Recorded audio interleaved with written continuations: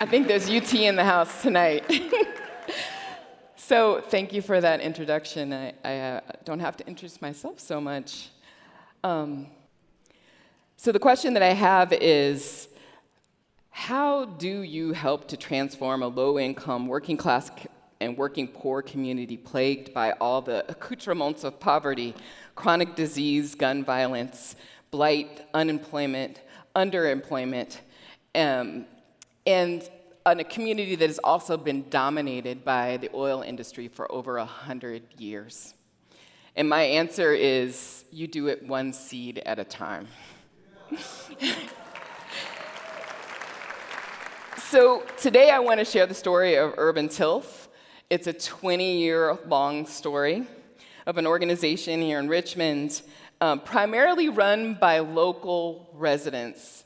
I'm going to underscore that. Local residents leading in the work that we do to transform and grow a healthy, local, and sustainable food system in a healthier and more just community. How do we do that? We do that by hiring and training local residents to lead in the work, to grow their own capacity to be the leaders that we need, not just in the gardens, but in the community at large. Yes, we transform blighted and abandoned spaces, like vacant lots, defunct parks, underutilized school district land, so that we can grow healthy food and distribute it. But the more important thing we do is growing leaders. I used to say that the work that we did started with an email and a berry garden. And in many ways that's true, but now I want to step back from that in a minute and say that Richmond has had a long history of activism, a long history of activism. There are people active in Richmond since the 1940s, since people started to come to Richmond. And the work that we did actually was honestly started by a woman named Lily Mae Jones, who fought for over 10 years to establish the Richmond Greenway, to transform it from that railway line to the Brails to Trails regional trail, and that's what we found when we came to it. And I think that it's important, more important than ever, that we don't forget the history. And we make sure that we say, yes, we did a lot of work, yes, we did important work, and we stand on the shoulders of the people that came before us. So thank you, Miss Lily Mae, because you gave us this amazing palette. The Richmond Greenway is this old railway line, a Santa Fe railway line that runs up the spine of Richmond. And Richmond was the body, and the Richmond Greenway would be literally like the spine connecting the two kind of halves of the community. It was literally the dividing line between two warring gang territories for all the time that I was growing up in Richmond. You didn't go across the train tracks, across the railway, unless you wanted to get into some trouble. So it's a powerful space. It's a powerful space. And to transform it from a dividing line where this railway went through to a trail where people come to gather was transformative and radical. And then on top of that, when Park Guthrie, the founder of Urban Tilth, came and wrote this an email with a vision about the area around that new trail. It was acres of land on either side of the trail running for 21 blocks that the city of Richmond actually could not afford to maintain. We were a small city with not a very good tax base, especially at that time when nobody was holding Chevron accountable. Tons of space that was just full of trash and dumping and nefarious activities. And Park had this vision, and he sent it out in a little email. He's like, what if the Greenway was a place where you could go and there were gardens on either side, and there were places where kids could play, and it was safe, and you could come out and you could literally walk along and just put food in your mouth and eat it. And I got that email and I was like, right on. Absolutely. This is radical. This is revolutionary. And I couldn't put words to it at the time, but I just wrote back and I said, I'm in. And literally, myself and Park and Paula Kitsovich and Cassie of the Verde Garden all met in my backyard that next week. I'm going to say this again because I'm hoping that this is helpful to you.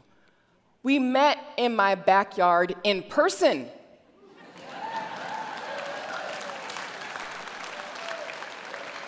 And we talked, and we dreamed, and we said, yeah, that sounds really good, Park. What do we do? What are the steps? And he said, well, next week, next Saturday, let's go out and let's check it out. Let's stake it out. Let's see how big it should be and what part we can take on. And I think we should take on the berry garden first, called Berryland, because that is the most fun. It's going to get people excited. And so you know what we did? We went out the next week in person and got some stakes from Home Depot and put them in the ground. And somebody took on the responsibility of contacting the city and saying, hey, we want to adopt this spot. Is there such a program? No, there's not such a program. Can we make that program? And the city said, okay, yeah, let's make that program. We'll adopt that spot. And things just grew from there. But they grew because we showed up every second Saturday for 20 years. 20 years, every second Saturday. It grew because when people who didn't understand what we were doing were like, who are these crazy hippies trying to put these barrels and berries on the greenway? This is not what we do here.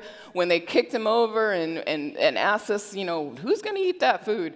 We just kept doing it, saying, we're going to eat that food. You want to eat some food? It's kind of good.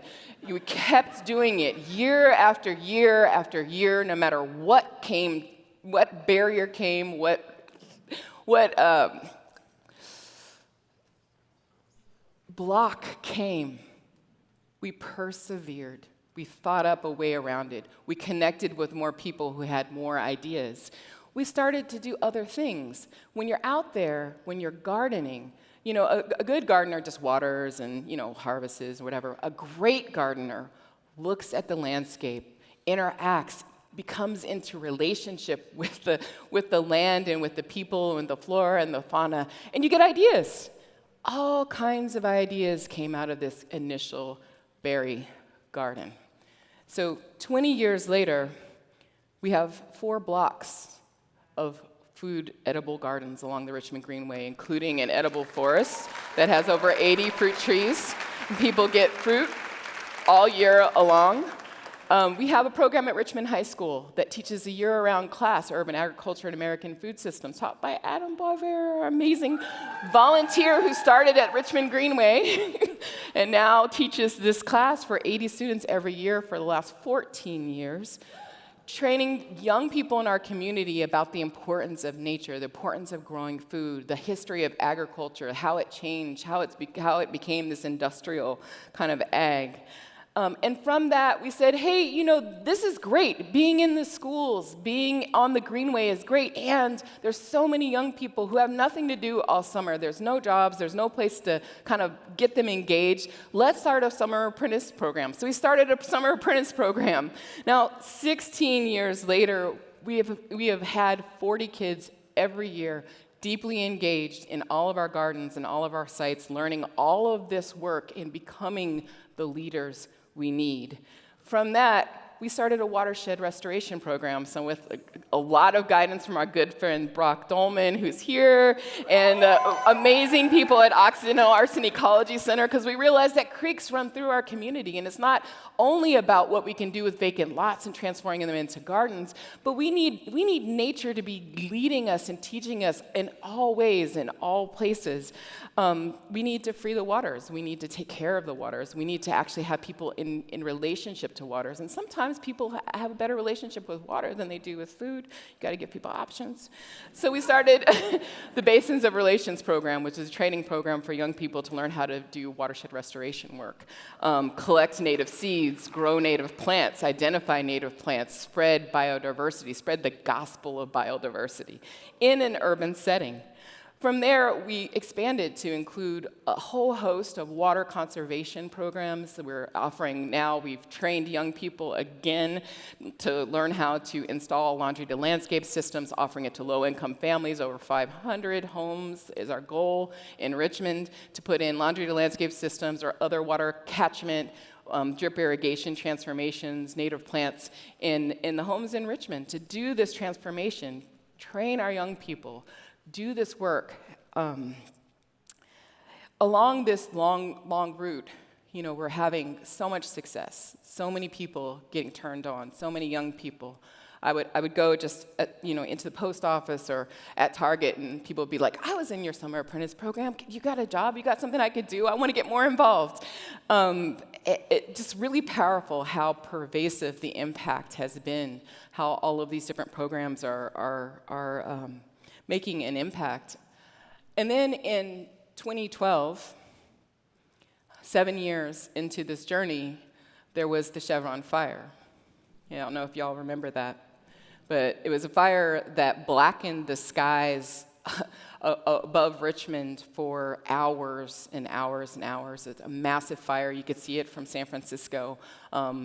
Due to the neglect at the Chevron refinery, they caught fire and spewed toxic chemicals all over the city for over 10 hours, sending over 50,000 people to the hospital, and really pissing off our youth who just happened to be right in the middle of the summer apprentice program and had spent all summer growing tons and tons of food that was now all contaminated and covered in sheen of oil slick.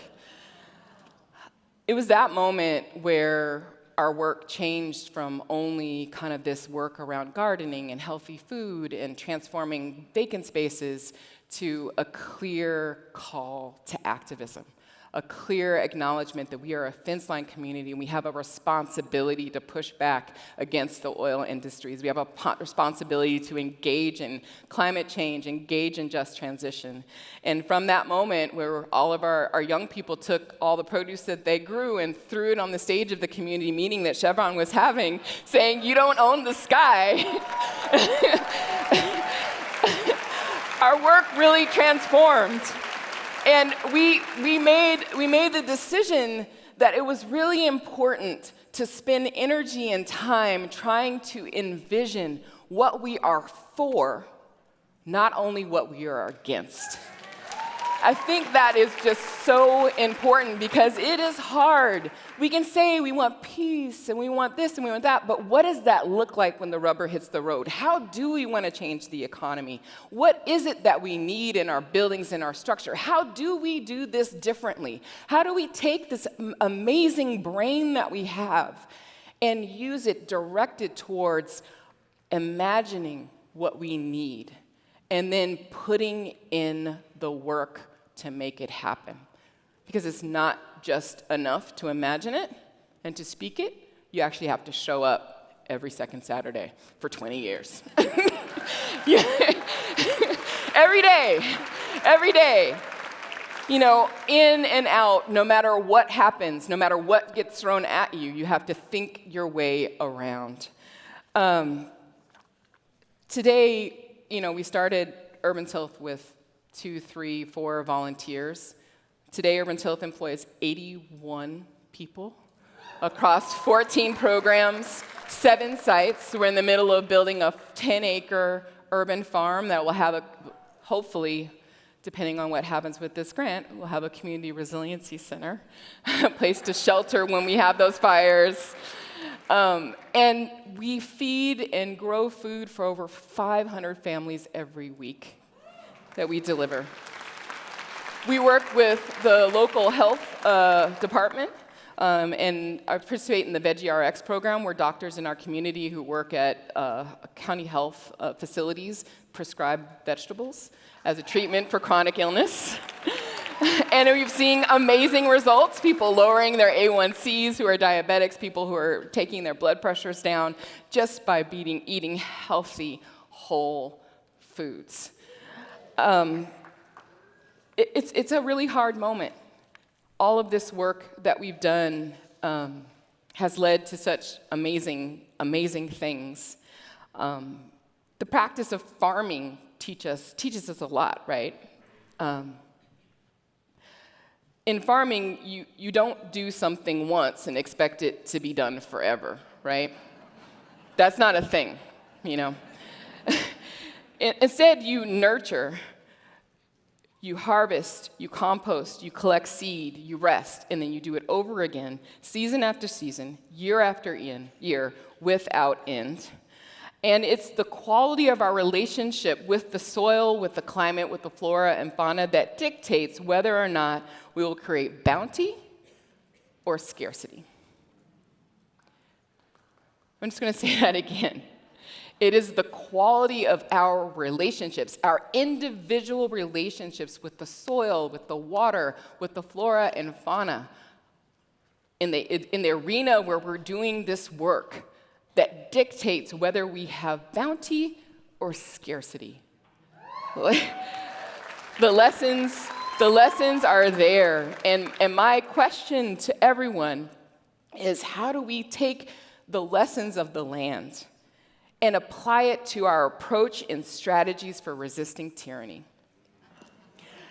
How do we make a multi-generational commitment to grow the world we need while doing the everyday work to sow the seed so that the world that we want, that bountiful, living world we envision, is not just in our heads? In every crisis, there is an opportunity. Every shock, every slide. My challenge to you is to figure out and to find that opportunity in this moment.